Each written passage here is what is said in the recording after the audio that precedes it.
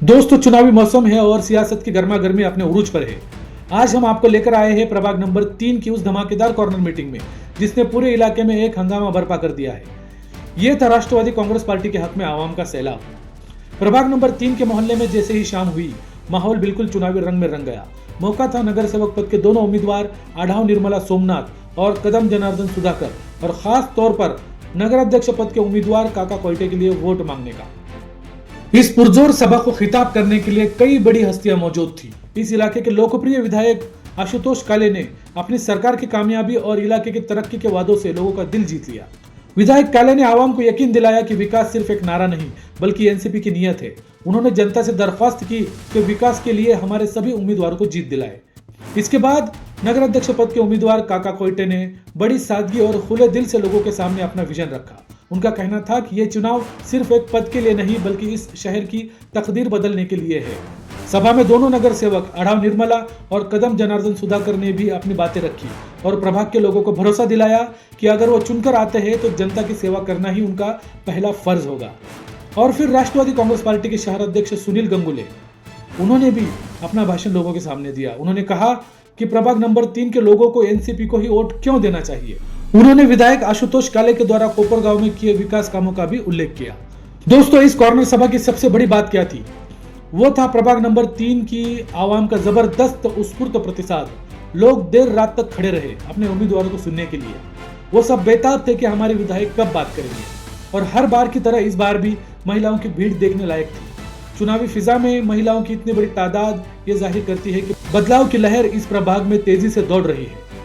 तो दोस्तों, ये थी प्रभाग नंबर 3 की उस गर्मा गर्मी चुनावी कॉर्नर सभा की पूरी रिपोर्ट, जिसने साफ कर दिया है कि राष्ट्रवादी कांग्रेस पार्टी के लिए यहाँ के आवाम का मिजाज क्या है। वर्षापासून आपल्याला 4 दिवसानंतर पाणी येते, परत देखील 4 दिवसांनी येते तरी आपण 8 दिवसाचं साठवतो. ती सवय आपल्याला झाली 40 वर्ष. आलं पाणी मागचं पेटून ते पुन्हा साठवतो. सवय मोडायला गेली, परंपरा नाही. अजून एक मोडायची आपली. ते पाणी 4 दिवसांनी आपल्याला आता त्या ठिकाणी येतं. मला आश्चर्य या गोष्टीचं वाटतंय की विरोधी या भागामध्ये येतात तुमच्याकडे प्रचाराला. अरे काय बोलावं, खोटं किती बोलावं, याला काही मर्यादा असतात हो. काल परवा इथे एक सभा झाली, इथं झाली की कुठे झाली मला आठवत नाही. त्यांच्यातल्या एका उमेदवारांनी सांगितलं या प्रभागामध्ये जे काही रस्ते झालेले आहे, या प्रभागामध्ये जे काही कामं झालेले आहे ते माजी आमदारांच्या आमच्या ताईंनीच केलेले आहे. अरे याच्यासारखा विनोद नाही हो.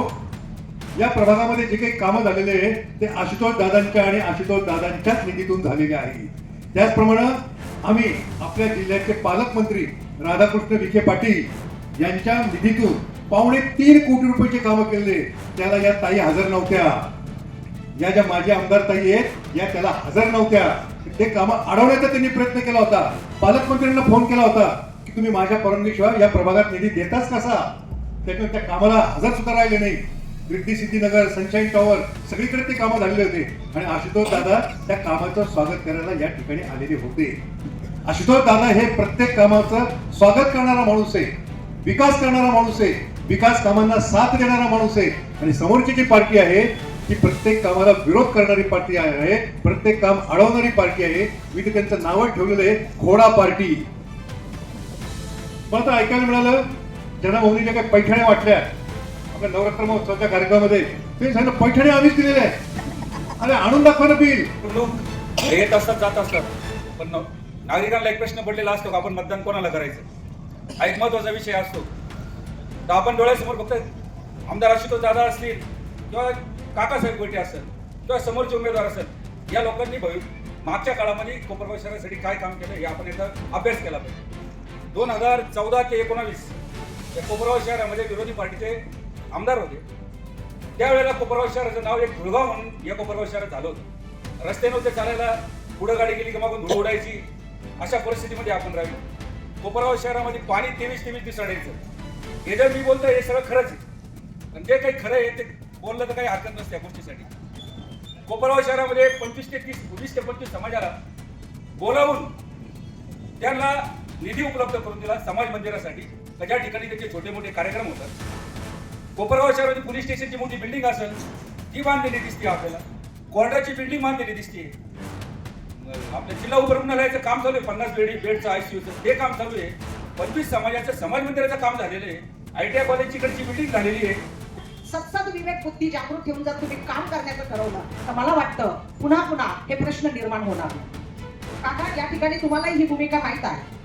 तुम्ही बऱ्याच वर्षापासून समाजकारण नाही राजकारणातही आहात, सक्रिय आहात. ही भूमिका जर तुम्हाला निश्चित पटते आहे तर लोकांना हा विश्वास आपण सर्वांनीच या भूमिकेतनं दिला पाहिजे. महिलांचा पाण्याचा प्रश्न आहे हो. पाणी येणार त्या दिवशी तिला कुठंच जाता येत नाही. का तर पाणी येणार आहे. अहो सगळे हसतात हो. माझी शेवटच्या 3 वर्षामध्ये श्रीरामपूरला बदली झाली.